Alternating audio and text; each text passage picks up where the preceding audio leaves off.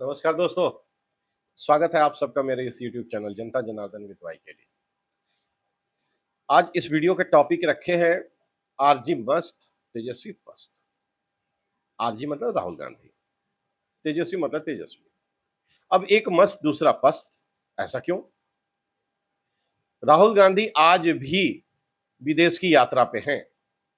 आज 10 तारीख है, 10 अक्टूबर, और आज से बिहार में नामांकन शुरू हो गया।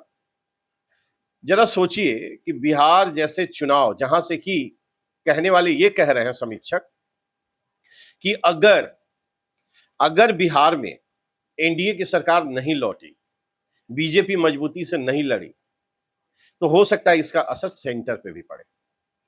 कुछ ऐसे जो एंटी मोदी हैं, जो विपक्ष में हैं, उनको इस बिहार के चुनाव से बहुत उम्मीद है। कुछ ऐसे पत्रकार जो निष्पक्ष कहते हैं मगर वो एक पक्षीय हैं, जो कांग्रेस को फॉलो करते हैं या जो बीजेपी को नहीं देखना चाहते हैं, उन उनको उनकी बातों सुनने के बाद उनके अंदर एक उदासी सी देखी जा रही है। मतलब एक अजीब सा वो एनर्जी लेवल नहीं है उस पत्रकार के अंदर में, चाहे समीक्षक के अंदर में। वो बड़े मायूस होके कहते हैं, नहीं अभी तो बिहार के चुनाव में एनडीए को एज है। एनडीए को एज है, एज मतलब बढ़त है। तो अब रहा सवाल कि यही बढ़त अगर महागठबंधन को हो जाए तो उनका टोन चेंज हो जाए। क्या बोलेंगे? नहीं नहीं भाई, शुरू में तो एनडीए को तो बढ़त था, लेकिन अब महागठबंधन आगे निकल गया है।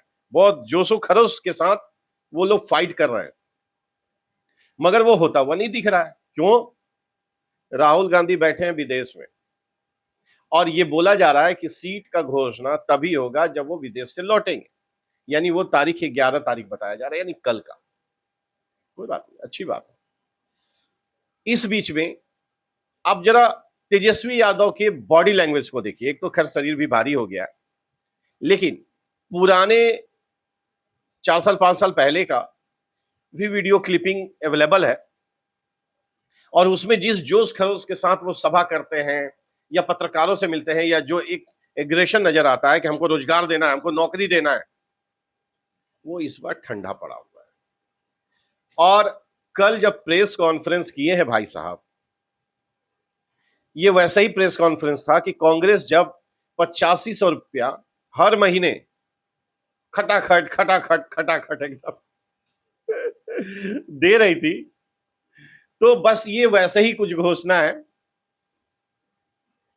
कि बस खटाखट वाली बात है। देश में क्या इनकम है, उसका क्या अर्थव्यवस्था है, वो सब जाए तेलहंडा में। मतलब एकदम बिंदास, साले बोल दो, जो बोलना है बोलना है बोल दो। मोदी जी के 500 रुपए महीने पे लोग भरोसा किए, इनके 8500 पे भरोसा नहीं किया। जनता मूर्ख नहीं है, बिहार की हो या देश की हो। वो जब ये चर्चा करती है तो विपक्ष की पार्टियां भी तो हैं, वो भी तो जनता को समझाएगी। अब जैसे कल के तेजस्वी यादव की इस घोषणा के बाद कि हम लोग बिहार में जितने परिवार हैं, जितने परिवार, लोग नहीं कहा उन्होंने, लोग तो 12-13 करोड़ हैं, लेकिन आप मान के चलिए कि जितने परिवार हैं सबके घरों में एक एक सरकारी नौकरी। अब जरा कल्पना कीजिए कि वो 12-13 करोड़ में अगर वो 20% मतलब 80% मान लीजिए कि उसी परिवार के मेंबर्स होंगे, जबकि ऐसा नहीं होता है। कहीं कहीं परिवार में 5 लोग भी हैं, 7 लोग भी हैं, 3 लोग भी हैं। जरा सोचिए कि 2.5-3 करोड़ का अगर वो आंकड़ा निकल के आए, तो क्या तेजस्वी यादव के गुद्दे में दम है कि वो 2.5-3 करोड़ लोगों को सरकारी नौकरी दे देंगे? प्रशांत किशोर से जब पूछा गया इस विषय पे कि आज तेजस्वी यादव ने यह घोषणा की है कि भाई वो बिहार के एक सरकारी नौकरी हर परिवार को देंगे, हर घर में से एक एक मेंबर को देंगे, वो हंसते हुए कटाक्ष भी किए कि जिसके पिताजी माताजी 15 साल शासन की ना भाई, और फुल मेजोरिटी में की। अंधे लंगड़े लुल्ले का सरकार नहीं था वो, मिली जुली सरकार नहीं थी, एकदम मस्त फुल प्लेजेस। तो उनके राज में, उनके कायाकल्प की वजह से 3-4 करोड़ तो गरीबी रेखा के नीचे चले गए। कितना लोग अपना व्यवसाय कर रहा था वो बंद करके भाग गया। जितने लोगों को रोजगार मिल रहा था, फैक्ट्रियां जब बंद हुई तो वो सब बेरोजगार हो गए। तो वो तो 15 साल में किए नहीं, ये कह रहे हैं कि हमको 20 महीना चाहिए, हम 20 दिन के अंदर कानून बना देंगे। कानून बनौला से नौकरी मिल जाएगी, कानून बनाने के बाद नौकरी मिल जाएगी। हम अपने वीडियो में बनाए हैं जिसपे राष्ट्रीय जनता दल के भविष्य पे है, उसमें बड़ा स्पष्ट बताए हैं कि इनके मन में एकदम बैठ चुका है कि यूपी में जैसे समाजवादी पार्टी के अखिलेश यादव मुखिया बन गए, पारिवारिक कलह से क्षणिक नुकसान हुआ, उनके चाचा भी अलग पार्टी बना लिए थे, इन सत्ता में नहीं रहे, मुख्यमंत्री चला गया, लेकिन फिर से उनके चाचा भी वापस आ गए और आज लोकसभा में उनके पास सबसे ज्यादा सीट भी है, ताकत तो बढ़ गया ना।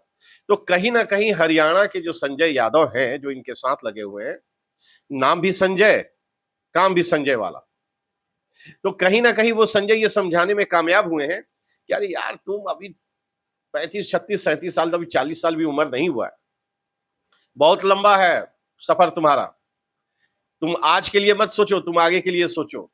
तेज प्रताप नाराज है, छोड़ दो, बहन नाराज है, छोड़ दो, पार्टी पे खींचातानी हो रहा, मत होने दो, मीसा भारती दावा कर रही है कि भाई हम भी प्रेसिडेंट हो गए, मत होने दो।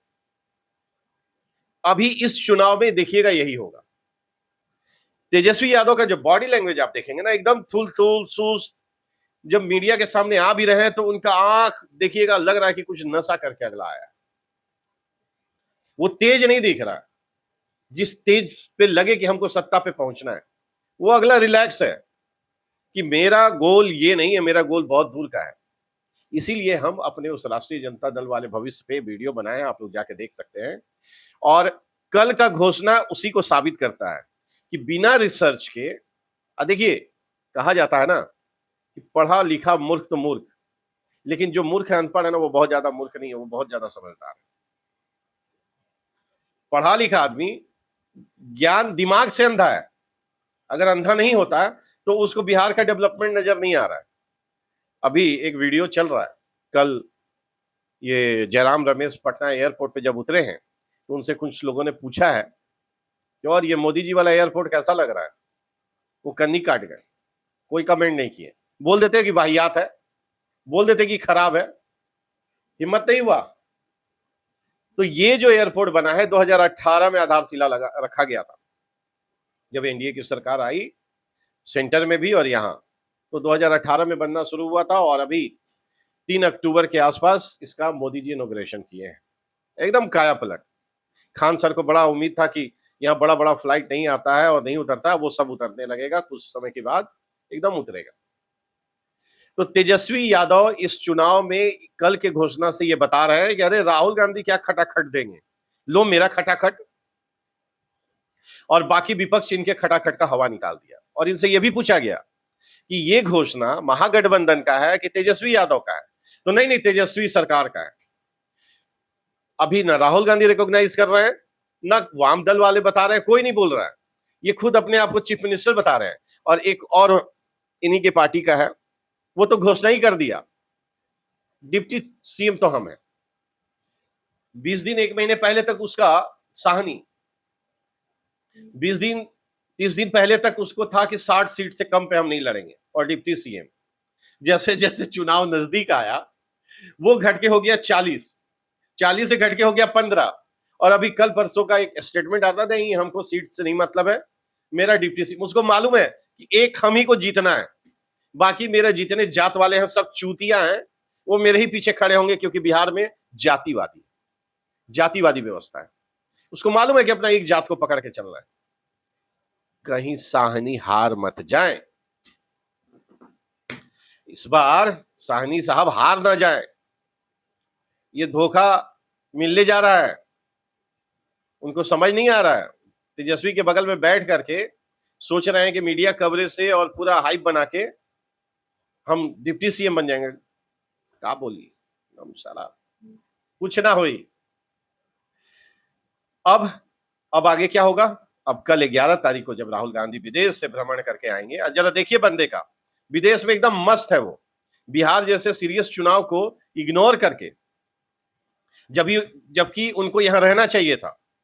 प्रॉब्लम एनडीए में भी है, लेकिन एनडीए वाले अपने उस हर गड्ढे को भी भरने में लगे हुए हैं, जो सहयोगी दल हैं उनको भी नाराज नहीं कर रहे हैं, और एक साथ ये लोग सीट की घोषणा करेंगे, अलग अलग नहीं। और यह भी हो सकता है, अभी तो महागठबंधन आया, पक्ष से बोल दिया ना कॉमन मिनिमम प्रोग्राम। आप एक साथ लड़ने जा रहे हैं ना भैया, जनता को क्या बताइएगा? तेजस्वी आए अपना बोल दिए, राहुल गांधी आएंगे अपना बोल देंगे, सानी उठेगा अपना बोलेगा, वाम दल वाले अपना घोषणा कर, तो तुम गठबंधन काहे का हो भाई? काहे का हो? गठबंधन का मतलब यही ना हुआ कि हम एक साथ लड़ रहे हैं। तो चीजों की घोषणा भी करो ताकि पब्लिक के बीच में मैसेज जाए कि हम एक हैं। लेकिन ऐसा होगा नहीं। ऐसा इसलिए भी नहीं होगा कि तेजस्वी यादव के दिमाग में बैठा हुआ है कि इस बार हमको पारिवारिक कलह कलेश को परमानेंट के लिए खत्म कर देना है।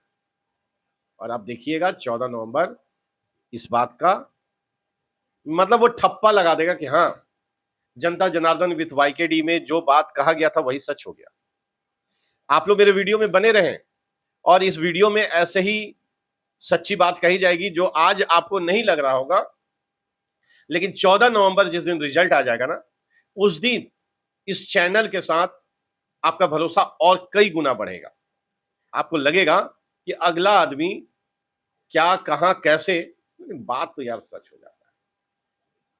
ठीक है, बहुत बहुत धन्यवाद। चैनल को लाइक करें, सब्सक्राइब करें, खूब फॉरवर्ड करें, अपने दोस्तों को भी भेजें और बेल आइकन जरूर दबाइए ताकि मेरा नोटिफिकेशन आप तक पहुंचे। और लाइक जरूर कीजिए दबा के। बहुत बहुत धन्यवाद।